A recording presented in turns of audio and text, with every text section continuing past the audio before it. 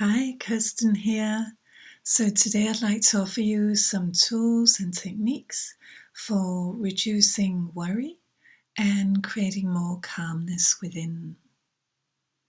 So worrying is really a habit. And the thing is, it may feel as if that when we worry, a part of our minds are sabotaging us. But there's not a part of the mind trying to sabotage us if we worry. I'm aware that it may feel that way because worrying can mean that our sleep is affected. It can mean that we eat too much or drink too much because we're trying to numb the discomfort. So I'd like to talk briefly about two areas of the brain, the frontal cortex and another area which we could call the reptilian brain. So the reptilian brain is the fight-flight area of the brain, and the frontal cortex is more for clear thinking, or it is for clear thinking, good decision making, more logical thinking. So at the moment, there's a lot of uncertainty because of the pandemic, and the frontal cortex is not a great fan of uncertainty. And if we have a habit of, or we choose to zoom in on what we feel uncertain about, then we may create a heightened state of uncertainty. And that means that the frontal cortex, the logical thinking part of the brain, will go offline, and the reptilian brain will step into the forefront to take over with its fight-flight response. It will create adrenaline and cortisol so that we can run away or we can fight.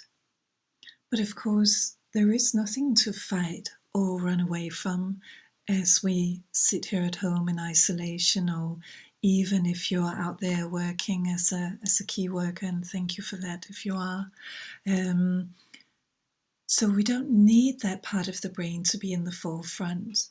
We want the frontal cortex, the logical thinking brain, to be in the forefront so that we can follow guidelines, so that we can be logical, keep 2 meters distance and all that without panicking, and so that our bodies can be healthier.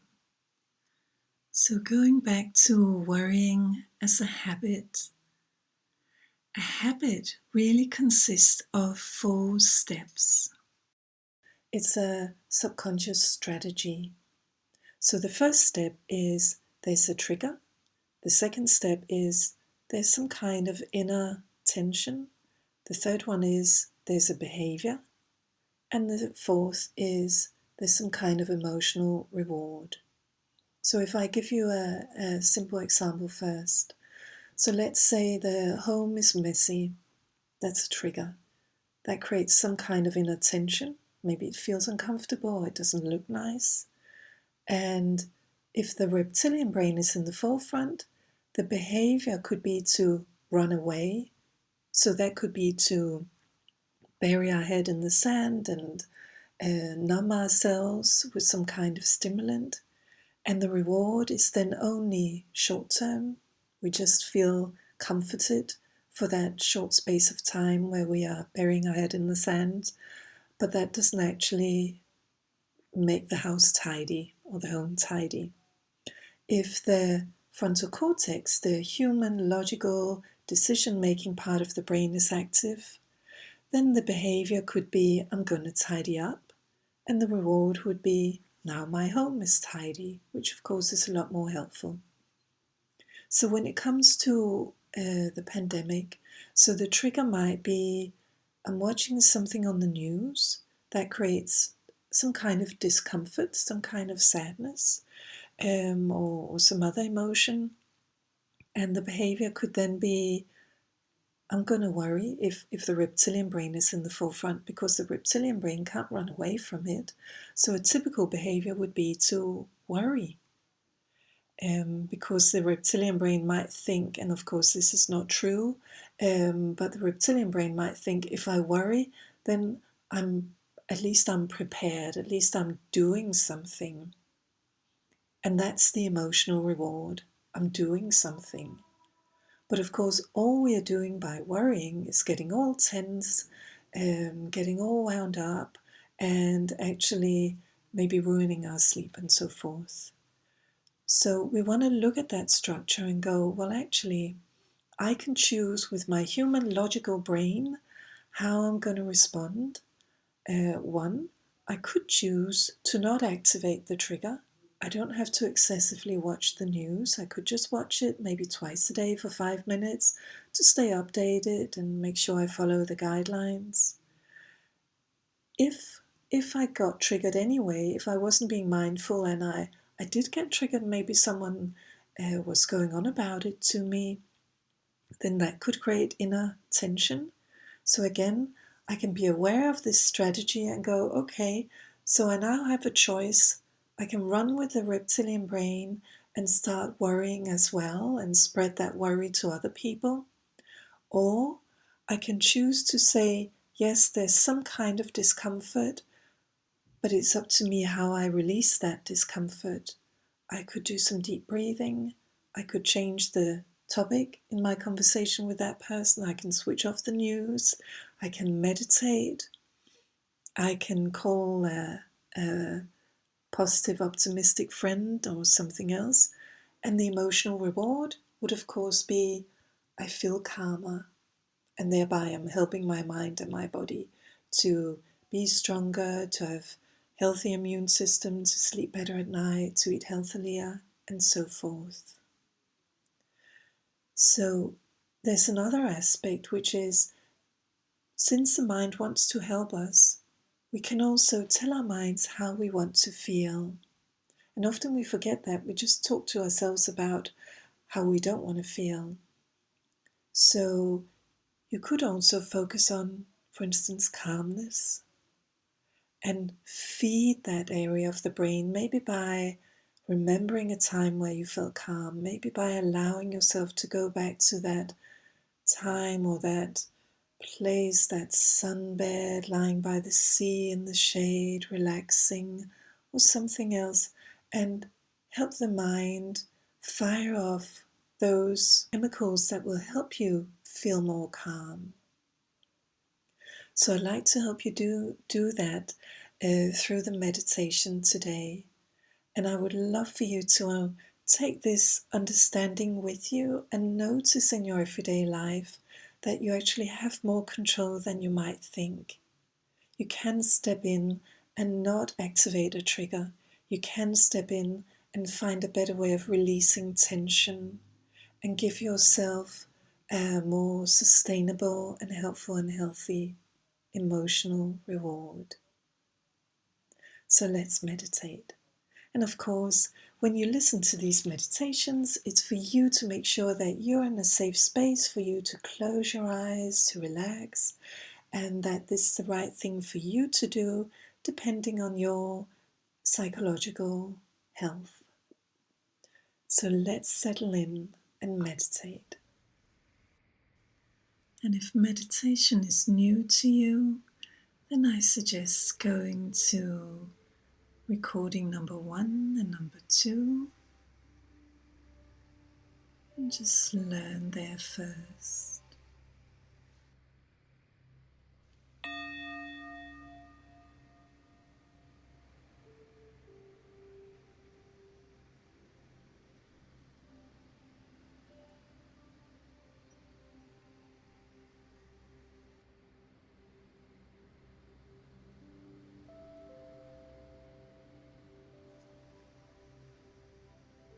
So just sit and just rest your awareness on the support.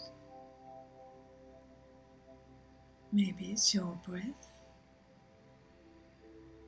especially our out breath.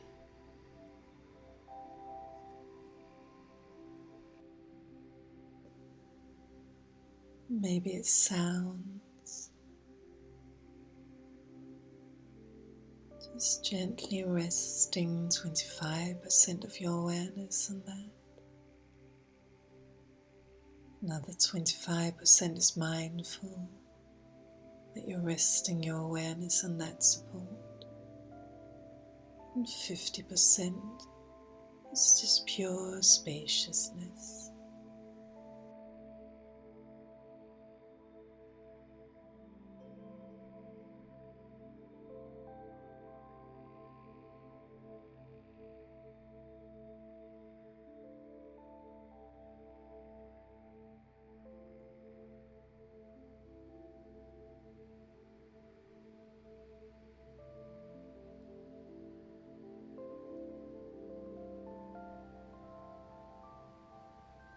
And you may notice certain sensations, and just let them be. Welcome them if you can, accept them if you can't.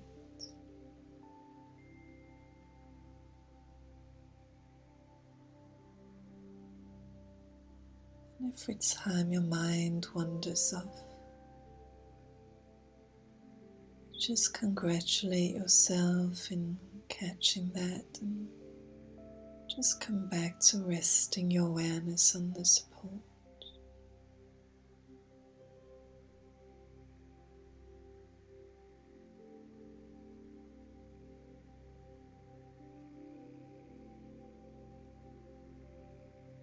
And as you relax, just being here in the present moment, because the present moment is all that exists. And you're just here in the present moment. Feel what you're sitting on or lying on.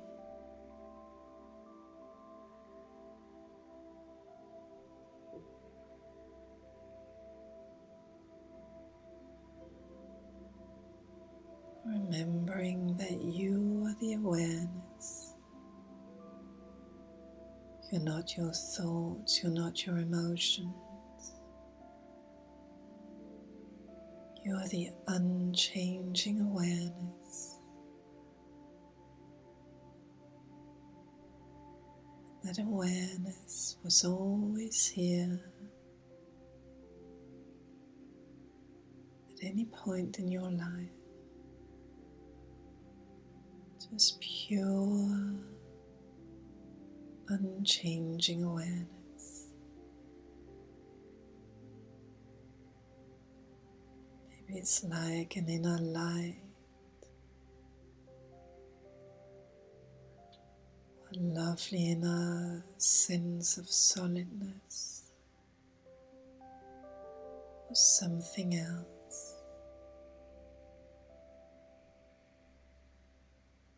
Pure, loving inner awareness.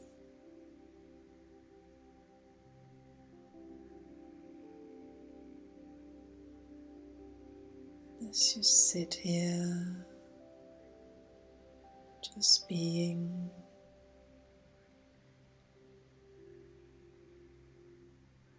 imagine that in the universe is a beautiful, loving light.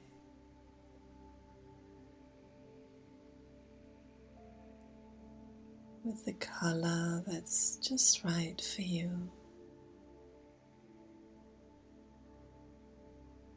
And you can let this loving light gently bathe all of you now.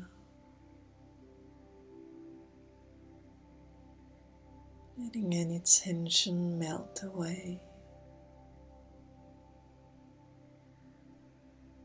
Like butter melting in the warmth of the sun.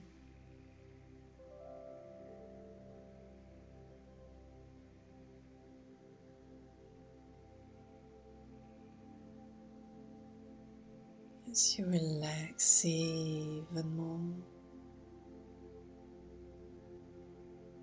And there have been many times where you felt so relaxed that nothing else seemed to matter except the relaxation.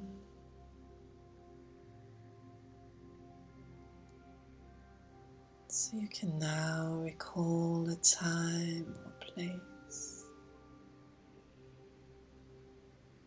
where you feel calm and relaxed.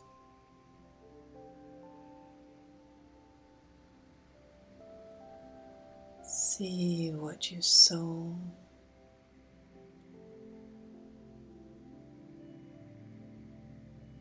Notice the colors.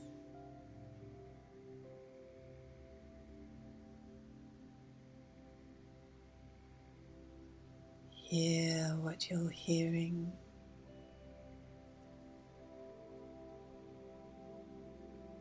Feel different textures.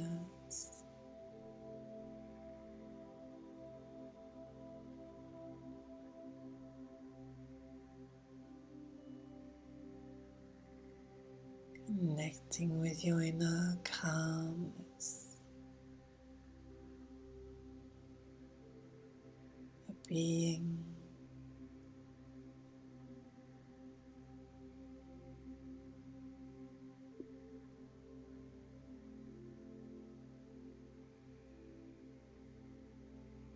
And as you relax into this calmness will become even stronger in the way that's right for you.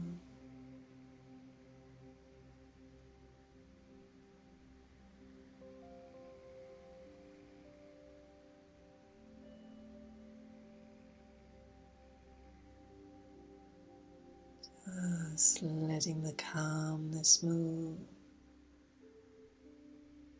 into every area of your mind and body.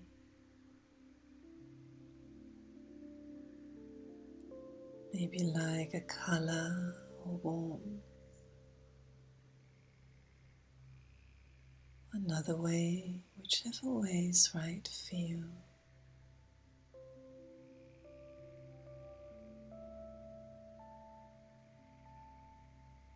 Letting the calmness move into every cell,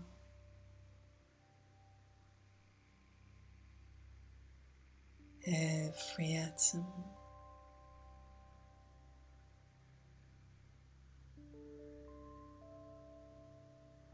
the space between the atoms.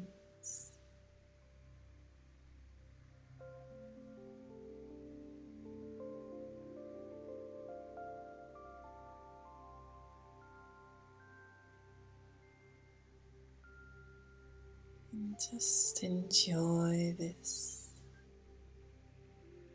because as you enjoy it, the calmness becomes even stronger.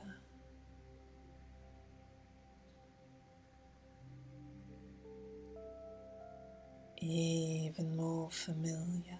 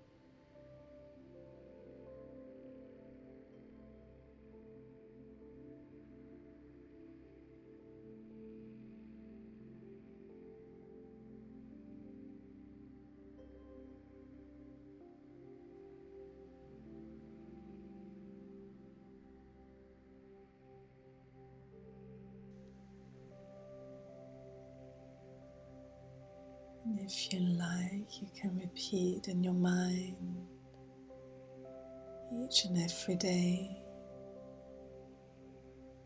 I feel more and more calm, balanced and centered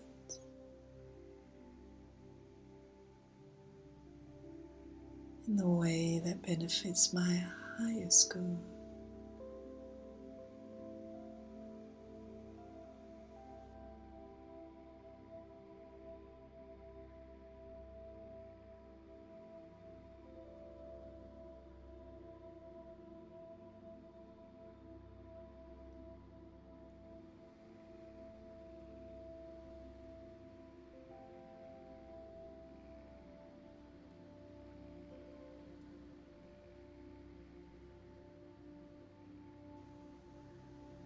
And take time to consider what that looks like or feels like, how you show up in life, calm,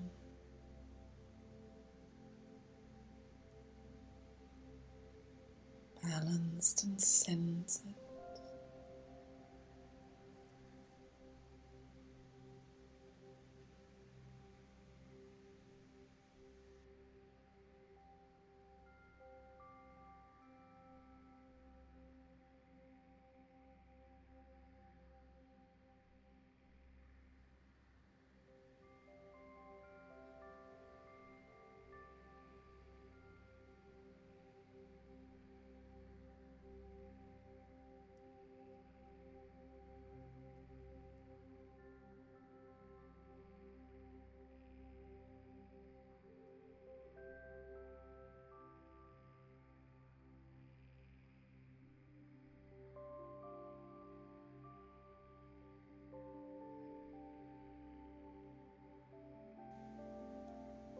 And for the last 20 seconds, just bring your awareness back to your breath or sounds, just sitting calmly, connected.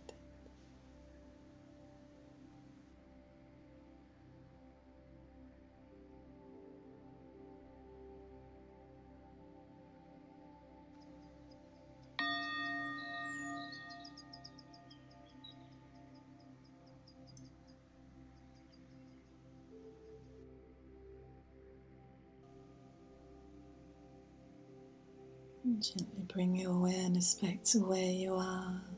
Have a look around and just notice a color, any color. And just look at two more things where you are, the same color as that color. Just being present. So what's the next step? The next step is to like this, like the post, or go on Facebook and follow there, and maybe share it with someone who you think could benefit from this. And of course, come back for more meditations, for inspiring chats, and take good care of yourself. Maybe remind yourself of how a habit works and what you can do to create good habits and focus on inner calmness as well. See you next time.